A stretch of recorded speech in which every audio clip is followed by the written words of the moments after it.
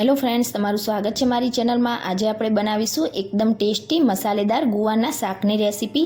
તો ગુવાનું શાક તો તમે ઘણી બધી વાર બનાવ્યું હશે, પણ એકવાર આ રીતે મસાલો બનાવીને બનાવશો તો ખાવામાં એટલું ટેસ્ટી લાગશે કે રોટલી કે પરાઠા સાથે ઘરમાં બધાને ખાવાની મજા પડી જશે અને એકદમ ઓછા સમયમાં બની પણ જાય છે। તો ચાલો બનાવવાનું શરૂ કરીએ। રેસીપી સારી લાગે તો વિડીયોને લાઇક કરજો, વધારેમાં વધારે શેર કરજો અને જો તમને મારી રેસીપી સારી લાગતી હોય અને હજી સુધી ચેનલને સબસ્ક્રાઇબ ના કરી હોય તો સબસ્ક્રાઇબ કરીને બેલ આઇકન બટનને પ્રેસ કરજો એટલે નવી નવી રેસીપીના નોટિફિકેશન આવશે। તો ચાલો બનાવીએ।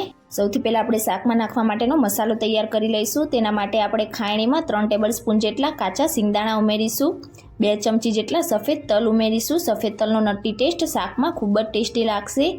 અને 7 થી 8 જેટલી લસણની કળી ઉમેરીશું।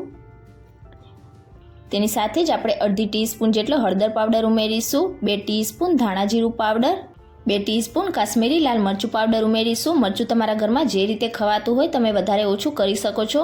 અહીંયા આપણે શાકમાં જે કોઈ મસાલા ઉમેરવાના છે તે બધા જ આ સ્ટેજ ઉપર આપણે એડ કરી દઈશું અને હવે બધી જ વસ્તુને આપણે અધકચરી વાટીને તૈયાર કરી લઈશું। આ પ્રોસેસ તમે મિક્સર જારમાં પણ કરી શકો છો, પણ આ રીતે ખાયણીમાં અધકચરું વાટેલું હશે તો તેનો સ્વાદ વધારે સારો લાગશે।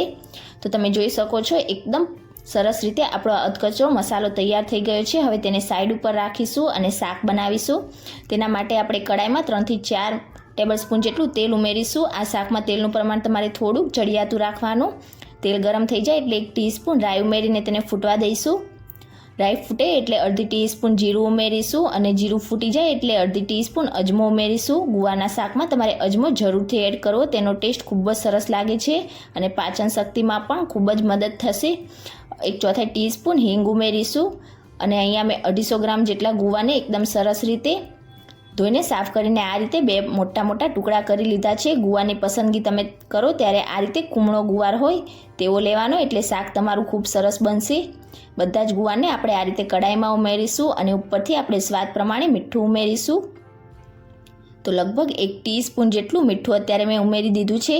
મિક્સ કરીને 1 મિનિટ જેવું આપણે ખુલ્લું જ સાતળીશું અને હવે ઢાંકણ ઢાંકીને આપણે લગભગ 7 થી 8 મિનિટ માટે ગુવારને મીડિયમ ગેસની ફ્લેમ ઉપર કૂક કરી લઈશું। તો લગભગ 7 થી 8 મિનિટ જેવું થઈ ગયું છે। હવે ઢાંકણ હટાવીને આપણે એકવાર સારી રીતે મિક્સ કરીને ગુવારને ચેક કરી લઈશું। તો એકવાર મેં વચ્ચે ગુવારને મિક્સ કરી લીધો હતો એટલે કડાઈના તળિયે બિલકુલ પણ ચોંટે નહીં। તો મિક્સ કરીને આપણે એક ગુવારને આ રીતે ચેક કરીએ તો તમે જોઈ શકો છો ગુવાર આપણો સોફ્ટ થઈ ગયો છે। તો આનાથી વધારે આપણે ગુવારને કૂક નહીં કરીએ, ગેસની આંચ આપણે બંધ કરી દઈશું અને હવે બધા જ ગુવારને આપણે તેલ નિતારીને પ્લેટમાં નીકાળી લઈશું। આ રીતે પહેલાં આપણે ગુવારને તેલમાં અલગથી ફ્રાય કરી લઈશું, તેનો ટેસ્ટ શાકમાં ખૂબ જ સરસ લાગશે। અને હવે ગુવાને સાઈડ ઉપર રાખીને આપણે ફરી ગેસની ફ્લેમ ઓન કરીને એ જ તેલમાં 2 મોટી ચમચી જેટલો ચણાનો લોટ ઉમેરીશું અને ચણાના લોટની એકદમ સરસ સુગંધ આવીને શેકાઈ ના જાય ત્યાં સુધી આપણે તેને આ રીતે મિક્સ કરતા જઈશું। શરૂઆતમાં લોટ તમને આ રીતે ડ્રાય થતો લાગશે, પણ લોટ જેમ શેકાઈ જશે તેમ તેની જાતે જ ફૂલવા લાગશે અને એકદમ સરસ તેમાંથી સુગંધ પણ આવવા લાગશે। તો થોડીક જ વારમાં તમે જોઈ શકો છો લોટ એકદમ સરસ આપણો ફૂલવા લાગ્યો છે અને એકદમ સરસ સુગંધ આવીને શેકાઈ પણ ગયો છે। તો આ રીતે થોડોક ચણાનો લોટ એડ કરવાથી ગ્રેવીમાં તેનો ટેસ્ટ ખૂબ જ સરસ લાગે છે અને ગ્રેવીને થીક થવામાં પણ ખૂબ જ મદદ થાય છે। હવે આપણે તેમાં 2 મીડિયમ સાઇઝના ટામેટાની પ્યોરી ઉમેરીશું અને હવે આપણી ગ્રેવી એકદમ ઝડપથી કૂક થઈ જાય તેના માટે આપણે અડધી ટીસ્પૂન જેટલું મીઠું ઉમેરીશું। મીઠું આપણે ગુવારને કૂક કરતી વખતે પણ એડ કરેલું છે, તો ધ્યાનથી એડ કરવાનું। મિક્સ કરીને આપણે ટામેટાની પ્યોરીને 2 મિનિટ જેવું આ રીતે ખુલ્લું જ સાતળી લઈશું। 2 મિનિટ જેવી ટામેટાની પ્યોરીને કૂક કરી લીધા પછી હવે આપણે જે મસાલો બનાવીને તૈયાર કર્યો હતો આ જ સ્ટેજ ઉપર આપણે બધો જ મસાલો કઢાઈમાં ઉમેરીશું અને એકદમ સરસ રીતે મિક્સ કરીને 1 મિનિટ માટે મસાલાને ખુલ્લું જ સાતળીશું। અને આ રીતે તમે જોઈ શકો છો આપણો મસાલો એકબીજા સાથે ભેગો થઈને એકદમ સરસ રીતે કૂક થઈ ગયો છે।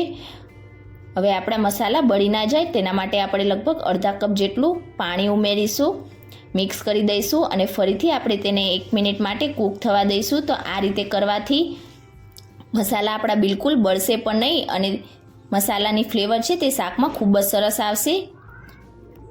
તો લગભગ 1 થી 2 મિનિટ જેવું થયું છે અને તમે જોઈ શકો છો કે આપણા મસાલામાંથી એકદમ સરસ રીતે તેલ સેપરેટ થઈ ગયું છે, મીન્સ કે આપણી ગ્રેવી એકદમ સરસ રીતે કૂક થઈ ગઈ છે।